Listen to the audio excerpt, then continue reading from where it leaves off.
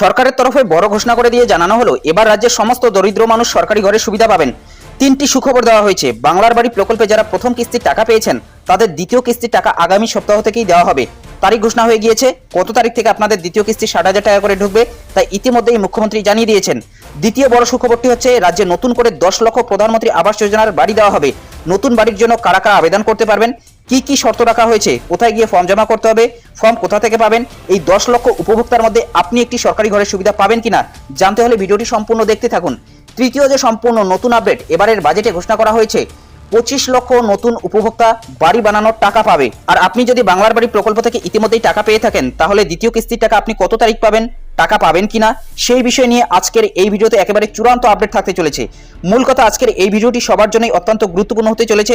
যদি আপনি মনে করেন আপনি একজন যোগ্য উপভোক্তা এখনো একটি সরকারি ঘরের সুবিধা না পেয়ে থাকেন তাহলে আপনার জন্য রয়েছে এবার সুবর্ণ সুযোগ। আপনিও পেতে পারেন একটি প্রধানমন্ত্রী আবাস যোজনা প্রকল্পের সরকারি ঘরের সুবিধা। তো চলুন দেখে নেওয়া যাক আবাস যোজনা প্রকল্প এবং বাংলার বাড়ি প্রকল্পের টাকা দেওয়ার বিষয়ে কি কি নতুন ঘোষণা করা হয়েছে, মুখ্যমন্ত্রী কি জানাচ্ছে, সমস্তটাই আজকের এই ভিডিও থেকেই জেনে নিন। ভিডিওটি শুরু করার পূর্বে একটি ছোট্ট রিকোয়েস্ট, ভিডিওটিতে একটি লাইক করে দিন, চ্যানেলে নতুন হলে চ্যানেলটি সাবস্ক্রাইব করে নিয়ে পাশে থাকা বেল আইকনটি প্রেস করে অল নোটিফিকেশনটি অন করে দিন। যদি ফেসবুক থেকে দেখে থাকেন অবশ্যই পেজটি ফলো করতে ভুলবেন না। দেখুন, এই সংক্রান্ত আপডেটে বলা হয়েছে আশ্বাস মিলেছে সোমবারই দিল্লিতে কেন্দ্রীয় গ্রাম উন্নয়ন মন্ত্রী শিবরাজ সিং চৌহানের সঙ্গে মুখ্যমন্ত্রী শুভেন্দু অধিকারীর বৈঠকে। তারপর 24 ঘন্টা কাটতে না কাটতেই বাংলার জন্য দরাজহস্ত হলো মোদী সরকার। দীর্ঘদিনের খরা কাটিয়ে মঙ্গলবার অবশেষে গ্রাম উন্নয়নের বিভিন্ন প্রকল্প খাতে এক লপ্তে 1,700 কোটি টাকা ছেড়েছে মোদী সরকার। সেই সঙ্গে প্রধানমন্ত্রী আবাস যোজনার অধীনে 10 লক্ষ বাড়ি তৈরির অনুমোদনও পশ্চিমবঙ্গকে দেওয়া হচ্ছে। পরবর্তীতে সংখ্যাটা আরও বাড়ানো হবে বলে আশ্বাস দিয়েছে কেন্দ্র এবং ইতিমধ্যেই বাজেটে ঘোষণা করা হয়েছে যেটা 25 লক্ষ উপভোক্তা হবে। অর্থাৎ এখানে 10 লক্ষের কথা ঘোষণা করা হয়েছে, সেটা কিন্তু 25 লক্ষ উপভোক্তা হবে। তাছাড়াও বলা হচ্ছে রাজ্যের পঞ্চায়েত মন্ত্রী দিলীপ ঘোষ বলেছেন আবাস যোজনার জন্য টাকা আসছে, নতুন করে সমীক্ষা শুরু হয়েছে, বাড়ি বাড়ি গিয়ে সমীক্ষা করা হচ্ছে। যাদের বাড়ি পাওয়ার কথা ছিল কিন্তু পাননি তারা 20 জুলাইয়ের মধ্যে টাকা পাবেন। অর্থাৎ নতুন করে কিন্তু 20 জুলাইয়ের মধ্যে প্রথম কিস্তি 60,000 টাকা দিতে পারে এমনটাই কিন্তু এখানে বোঝা যাচ্ছে, অথবা এখান থেকে কিন্তু এটাই আশ্বাস পাওয়া যাচ্ছে যে 20 জুলাইয়ের মধ্যে প্রথম কিস্তি 60,000 টাকা পেতে পারে।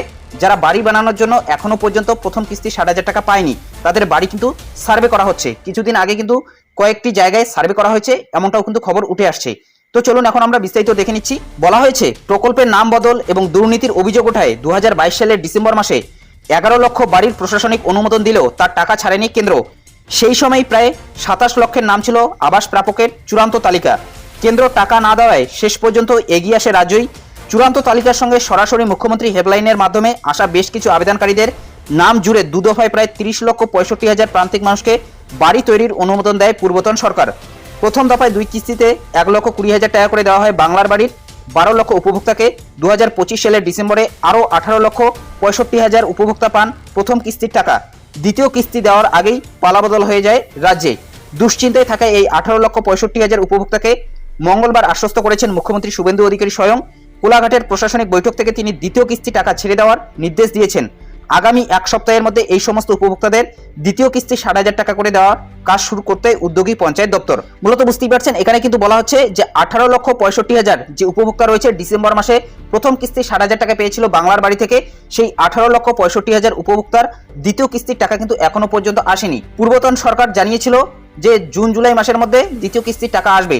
তবে বর্তমানের মুখ্যমন্ত্রী শুভেন্দু অধিকারী কিন্তু জানিয়ে দিয়েছেন যে এই দ্বিতীয় কিস্তির টাকা খুব শীঘ্রই উপভোক্তাদের ব্যাংকের অ্যাকাউন্টে আসবে, যেখানে কিন্তু সংখ্যাটা 18,65,000। অর্থাৎ এই 18,65,000 বাংলার বাড়ির প্রথম কিস্তি 60,000 টাকা পেয়ে কিন্তু তারা লিন্টেন পর্যন্ত কাজ সম্পূর্ণ করেছে। এবং যদি আপনি লিন্টেন পর্যন্ত কাজ সম্পূর্ণ না করে থাকেন সেক্ষেত্রে কিন্তু দ্বিতীয় কিস্তির টাকা পাবেন না এবং দ্বিতীয় কিস্তির টাকা খুব শীঘ্রই ছাড়া হবে।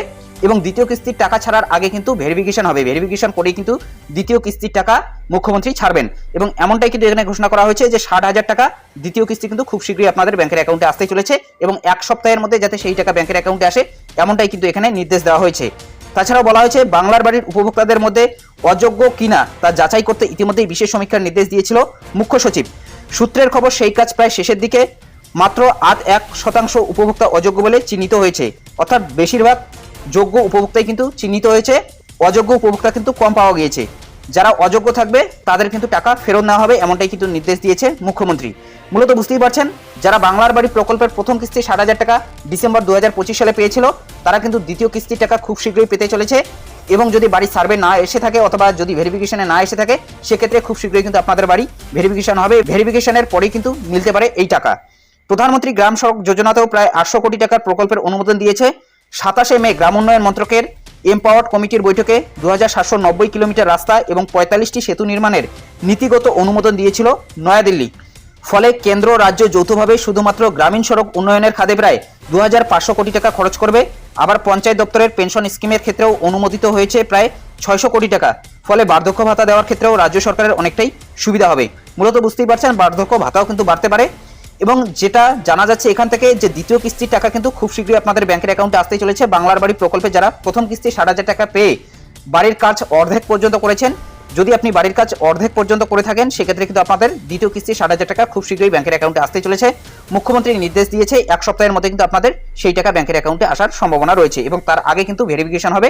ভেরিফিকেশনে যদি দেখা যায় যে আপনি একজন অযোগ্য উপভোক্তা সেক্ষেত্রে কিন্তু 60,000 টাকা অথবা দ্বিতীয় কিস্তির টাকা আসবে না। এবং তাছাড়াও 10 লক্ষ নতুন করে কিন্তু বাড়ি বানানোর টাকা পেতে পারে, অর্থাৎ 10 লক্ষ নতুন করে কিন্তু নাম প্রধানমন্ত্রী আবাস যোজনাতে নাম নথিভুক্ত হতে পারে, অর্থাৎ 10 লক্ষ নতুন উপভোক্তা কিন্তু খুব শীঘ্রই টাকা পেতে পারে প্রধানমন্ত্রী আবাস যোজনাতে, যেখানে 1,20,000 টাকা এমনকি 1,30,000 টাকা পেতে পারে।